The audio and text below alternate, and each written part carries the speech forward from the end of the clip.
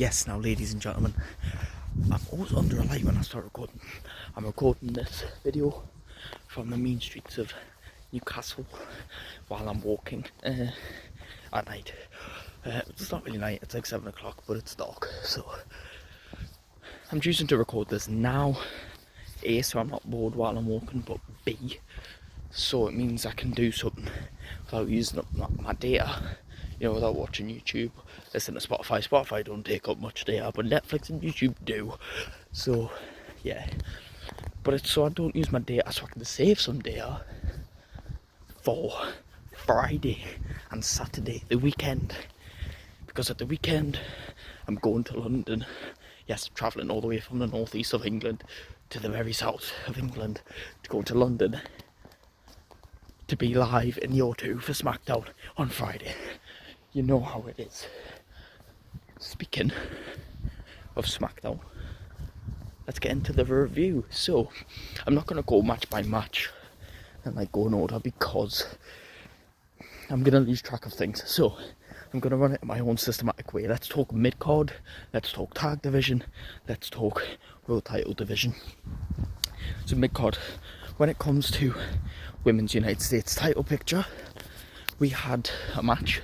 Zelina Vega, who moved to Smackdown to go after the Women's United States Championship, she took on Piper Niven of Chelsea Green Secret Service. Chelsea Green obviously being the champion. Now, obviously, Zelina Vega is going to take out one of Chelsea Green's best bodyguards, best partners in Piper Niven. And a good thing to do would be to have her win this match and obviously move forward in a storyline with Chelsea Green. However, she did not win the match, which sucks, but she put in a great performance, and I'd say at times it looked like she could have beat Piper Niven. And while Zelina Vega didn't beat Piper Niven, this is just making Piper Niven look strong, A, as Chelsea Green Secret Service, but B, as a big wrestler. So it wasn't exactly horrible, but it builds the stars. But I think a rematch will be set up in the future where Zelina Vega wins, because Zelina Vega didn't just lose clean, although she got pinned clean, she didn't lose clean, because it took both Chelsea and Alba Fire interrupting for Piper Niven to get her move off and pin Zelina Vega. So there's more room in the future for Zelina Vega to win, but regardless of whether Zelina Vega earns this title shot or not, I think it definitely ain't going to be at WrestleMania. And like I said at WrestleMania, I thought that it was going to be Trish Stratus facing Chelsea Green at WrestleMania, because when Trish Stratus had that thing in Toronto Elimination Chamber with Tiffany Stratton against Nia Jax and Candice LeRae, Chelsea Green was getting involved saying, "We don't want to see this." And I just thought, oh my god, Chelsea Green, Trish Stratus, WrestleMania, that would be amazing. And then I thought they were planting seeds for it, but since the Elimination Chamber, we've not seen Trish Stratus, so I don't know if that's happening, but I'd love it to happen. If not, I'd love Zelina Vega to get her shot. I don't mind if it's at WrestleMania, because I don't see a lot of good opponents for Chelsea Green. I don't care whether it's at WrestleMania or not, right? What I know is Chelsea Green is a great character, and unless they're going to do more development for that character, for the championship, she needs to drop the belt or defend it more, because she's not the best in-ring. And in-ring, Zelina Vega is better in-ring. And Zelina Vega would be a great United States champion, because they could put her in match after match and she can defend it. So that, yes. Now let's talk about the United States title picture. Obviously, LA Knight just took the belt off of Shinsuke Nakamura out of nowhere on SmackDown after he lost it to Nakamura. I think this is for a reason. And normally these reasons are transitional champions or to make a better matchup. Now, obviously Braun Strowman and Jacob Fatu have their little mini feud going on, and they just went to further that feud on SmackDown. But then Nick Aldis added the stipulation that the winner of the match becomes United States champion. Well, not becomes United States champion, but gets a shot at the United States Championship. Now, Braun Strowman ended up winning that match, but by disqualification, because Solo Sikoa cost Jacob Fatu. Now, it means next week in London, which is where I'm going to, Braun Strowman gets that shot at LA Knight for the United States Championship. obviously Braun Strowman's not going to win this match. LA Knight's going to retain. But also this is for two reasons. A, they're setting up Jacob Fatu versus LA Knight for the United States Championship. But also, they're building on that Jacob Fatu Solo Sikoa feud. So, there's two ways this could go. There is two ways. Jacob Fatu will obviously get involved in the Braun Strowman LA Knight match. Obviously. And Braun Strowman's not going to win that championship match. He's not going to win the championship or the match. Jacob Fatu's going to get his way into the United States Championship. Now, either this could happen before WrestleMania, and Jacob Fatu could become United States Champion, or try to become United. Oh, hang on, the story's going around my head. Okay, either Jacob Fatu LA Knight for the United States Championship happens before WrestleMania. Jacob Fatu wins the United States Championship, establishes himself as the new tribal chief. He fights Solo Sikoa at WrestleMania as they have a fallout. And then obviously Solo Sikoa beats Jacob Fatu beats Solo Sikoa at WrestleMania, defending the United States Championship, becoming the new tribal chief, establishing his name. Or Jacob Fatu has the shot before WrestleMania, Solo Sikoa costs him and turns on him, and then we have Jacob versus Solo at WrestleMania, where Jacob obviously transcends Solo Sikoa. Or we have LA Knight versus Jacob Fatu, which I think is the likely outcome at WrestleMania, where Jacob Fatu gets his big win, wins the United States Championship. Then we go into the Jacob Fatu Solo Sikoa feud for the United States Championship and for the title of Tribal Chief. Or just who's on top out of the two, really. That's what I think that's going. I don't mind how they're doing it right now. Obviously, I can see right through it. Braun Strowman is not going to win the United States Championship, and I can see that by winning by disqualification, the United States Championship is not out the picture, not done with Jacob Fatu. But yeah, I'm glad I get a United States Championship title match in my home country. That is great, and I'm going to be there live for it, so that's amazing. Another thing to talk about, they keep dropping these little video packages, right? Keep dropping these creepy video packages saying 4. Don't know what 4 means, right? But obviously we have rumours of Aleister Black coming back to WWE. I'm thinking this is what that could be. Raw after WrestleMania, Smackdown after WrestleMania, Aleister Black comes. But then I seen like a video package of like, they didn't show the face or the name of anyone, but someone in a mask and stuff. And I'm just thinking, could Aleister Black be in a mask? It looks a bit like Dragon Lee, but obviously it's not Dragon Lee because he's a current wrestler. I'm thinking, could Kalisto be coming back? It looks a bit like Kalisto. Unless I'm stupid and it's some TNA wrestler or AEW wrestler that I don't know about. But I would love Kalisto to come back, because remember Kalisto, he was a mint wrestler. He was one of the best luchadors. He was amazing. He put Sin Cara to shame. Put it that way. So, who knows? That's interesting. Jade Cargill had a match with Liv Morgan, obviously. Jade Cargill was in action as part of the Naomi feud for WrestleMania. Naomi cost Jade Cargill this match, and Liv Morgan pinned Jade Cargill clean. Doesn't look good for Jade Cargill, but it's building the feud of Naomi Jade, and it also built Naomi as a heel. It built Liv Morgan as a champion. You gotta love it. So, Jade Cargill, Naomi's getting set up for WrestleMania, obviously, but this time we had Naomi as a full heel. Like, obviously, we had her push Jade Cargill out in the car. We had her admitting to pushing Jade Cargill, but this was her first time committing something as a heel. She walked in there with a heel face, heel attire. She attacked Jade Cargill, beat the shit out of her. I'm impressed, I'll be honest. So, yeah, love that, love to see it. Jade Cargill, Naomi. I was kind of hoping Jade Cargill, Bianca at WrestleMania, but that'll go somewhere down the line. They've got some more story development to do there. But yes, that was pretty cool. Obviously, Liv Morgan and Raquel Rodriguez probably won't have much more to do with Jade Cargill, apart from the fact that they're just top heels in the company and someone easy to chuck in a match, and someone with credibility to beat Jade Cargill without it hurting Jade Cargill's momentum. So I think that's purely the case for that one. Now let's talk about the tag team championships. Now obviously, Nick Aldis a few weeks ago talked about the kerfuffle that is the WWE Tag Team Championship division. We have DIY, the champions, Motor City Machine Guns, who've lost their shot, Los Garza, or Los Lotharios, or Legado del Fantasma, whatever you want to call them, Pretty Deadly, and Street Profits, who all won the shot. So then Street Profits were owed a shot apparently, so they got given a shot last week. Wow. There was a triple threat match between Los Garza, Pretty Deadly and Motor City Machine Guns. Pretty Deadly won that triple threat match, earned their shot, well, earned a future shot, while Street Profits took the championships off of DIY, which I don't know why that happened, to be honest.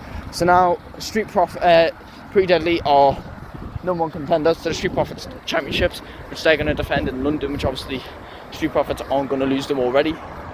But it's nice to see Pretty Deadly in London. So that's going to happen. And it was just sort of like a promo package, like a bit of like everyone came out, had a bit of an argument with each other. There was a match between Street Profits and Los Garza. Street Profits won, non-title match. I mean, what do you expect, you know? But I'm kind of shocked to put the belts on Street Profits that early anyway. Like, I was expecting, obviously we're all expecting a Fatal 5 match at WrestleMania.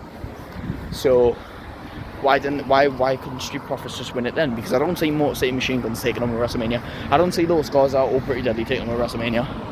And why would DIY take them back at WrestleMania? Surely the winners are going to be the Street Profits, so why wouldn't the Street Profits just win them at WrestleMania and make the moment even bigger? I don't know.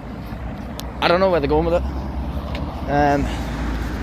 But let's just sit back, enjoy, let them cook. Or maybe they're just doing whatever, just to entertain me. Who knows? You know, it is what it is. Match Street Profits, Los Garza, non-title action. 1 week after they've won the titles, by the way, it would have made more sense to have DIY versus Los Garza, but it is what it is. It is or DIY or Los Garza versus Pretty Deadly. You know, bit of a weird one, but I don't hate it.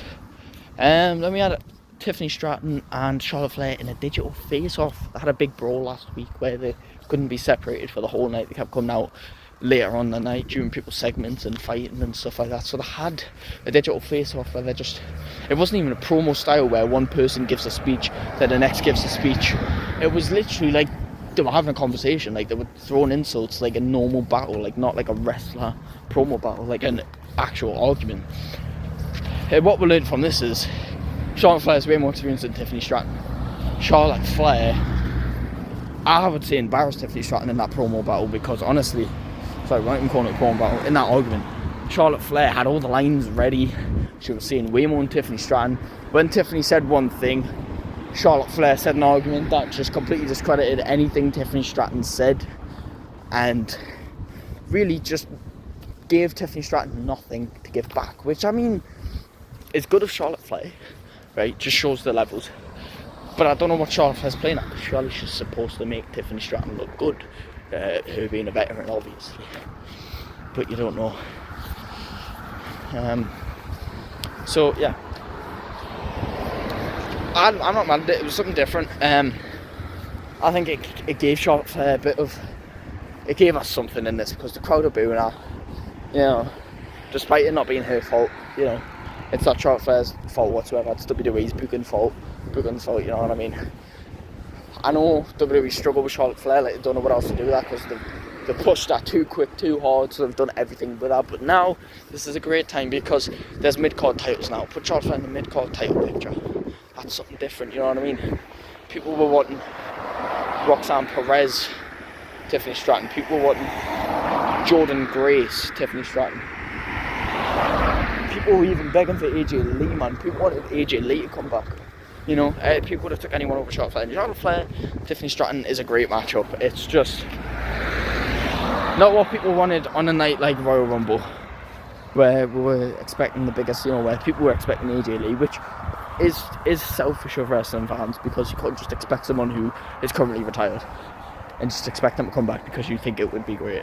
Like, it doesn't work like that. But decent promo. I like that it was more of a realistic argument, and it made sense that it was digital, because I had to separate them last week, so that makes sense. Clever, I see it.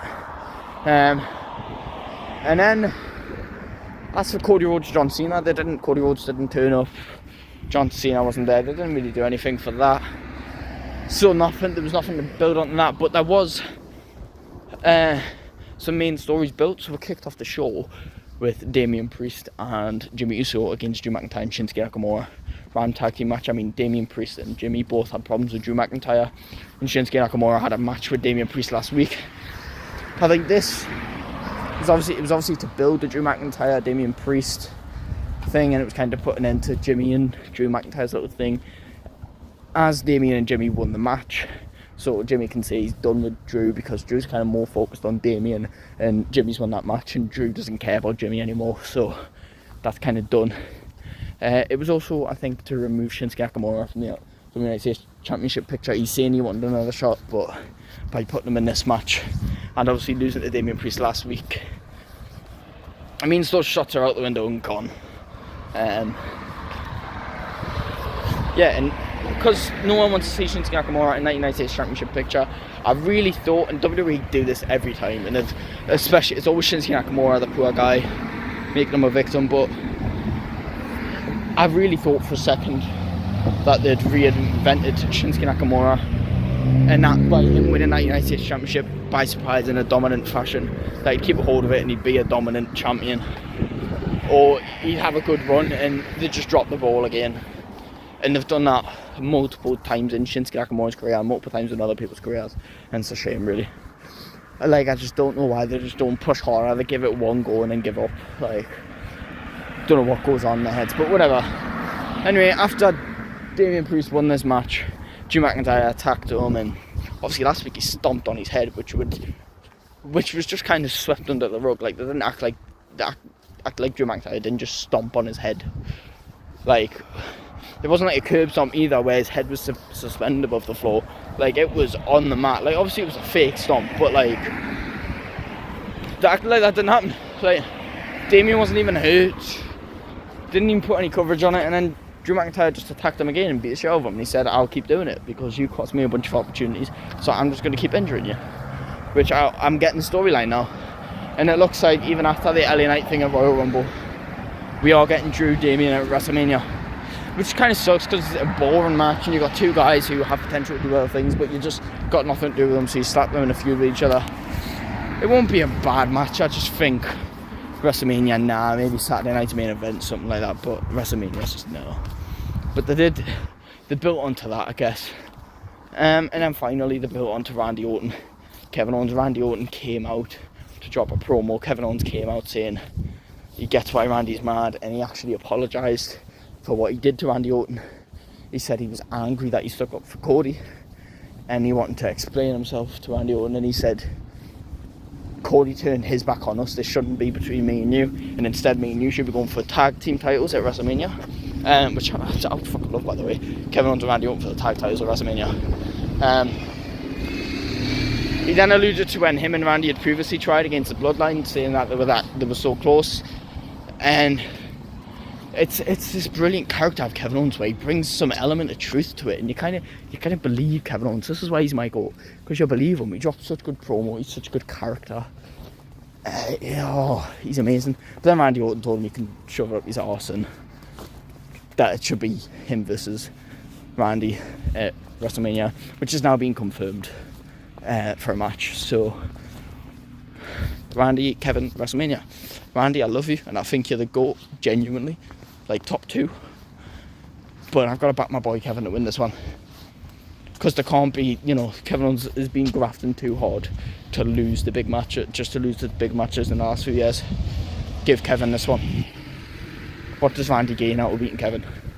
Let Kevin win a big match on a big stage. I know he won the tag titles last year, but 2 years ago, sorry. But last year you had him lose a triple threat match. Logan Paul, so did Randy, but I just think, be the heel. Let Kevin win. And then finally, they built Roman Reigns, Seth Rollins, CM Punk on Smackdown as well, because that's weird, because Seth Rollins and CM Punk are Raw superstars, and I'm pretty sure since Raw came to Netflix, Roman Reigns was meant to be a Raw superstar, but it is what it is. This was the best of it all, because obviously they've had little bits like CM Punk in the chain in War Games for Roman Reigns, CM Punk and Seth Rollins' actual feud, Roman Reigns and Seth Rollins 13 year feud. That was probably 11 year feud. And then they've all just kind of came together after Seth had attacked Roman and attacked Punk, and then Reigns had attacked Rollins and attacked Punk. They were all just kind of under one roof, and it was kind of Seth and Roman having a promo saying like, it's finally me and you, saying, we're both coming after each other, but Punk's there as well. Forget Punk. Me and you need to settle this because there's something been going on between us for our whole careers. And it's time to write another chapter in that. And then Punk came out with his hand wrapped up saying, I'm just ready to fight. So, because obviously Seth had started an attack at the Rumble, Reigns started an attack at Raw a few weeks ago. That was Punk's turn to start a fight. And all three of them just had a massive fight. It was the perfect fight. It wasn't one of these daft brawls where all the wrestlers pull them apart and then one of them breaks the ring and jumps on each other. Like, no, Seth had moments, Punk had moments, Reigns had moments. And it was chef's kiss. That match is going to be match of the night at Mania. Like, Cena and Cody, they're going to have a great story. Sure, they're going to have a great match. Right, Jay, Gunter, don't care. Right. I'm more on the side of the WWE for Jay and Gunter. I'm more sympathetic than the rest of the wrestling fans are for that match, but it ain't all that. Rhea, Bianca, Io Sky, very good match, but you get what I'm saying. Punk, Rollins, Reigns is stealing the show for the in-ring action and for the story, for the high stakes atmosphere, just for the big fight feel between the three of them, the three biggest in the company. Like, that isn't like John Cena or Rock, the three biggest in the wrestling, the three biggest names for their wrestling, not because of outside names. They are holding it down. It's time to see who wins, and honestly, I think the worst thing they can do, which is probably what they're going to do, is have CM Punk win. Because I know the people want Punk to win. The people want anyone to win. People will be happy with anyone. But I think, and obviously it will happen because they're going to set up Rollins and Reigns feud. And the way to do that is have Punk win. But I think having Reigns win just establishes that tribal chief feel. I think that's perfect, you know. Being like, I may not have the world championship, I may not be here every week with my Ula Fala, but I'm still the tribal chief. Personally, I would love to see Seth Rollins win the most. I think he deserves it. He took the loss to Punk. He took the losses to Reigns. I think it's time, you know, when you turn your screen on, Seth has not been the main guy, despite him holding it down for years, him coming out, the fans, like, still knowing he could do nothing for 6 months, the fans will still sing his song and acknowledge him as a go. I think it's time you give Seth his flowers. Seth or Roman, I don't care who wins, that's who I want to win, but I know the company. And I know the story they're trying to pull. Punk's going to win, and it's fine for the story, and I'm not even going to argue it, because I don't mind Punk. I kind of do like Punk. I was a bit mad when he came back to the company because it was very obvious and whatever. And it ruined the return and everything. And Punk he's not the 2012 Punk. If we had 2012 Punk, which obviously we can't because time doesn't work like that, it would be so much better. And I really don't mind him, but for me, this match, it's Roman and Seth I'm interested in. So yeah. I feel like when I'm doing these reviews, I'm not so much reviewing the show, but kind of just predicting where we'll go from here. I don't know, you let me know what you think about what I said and anything you might want to add. Please like and subscribe, and I'll see you in the next one. Goodbye.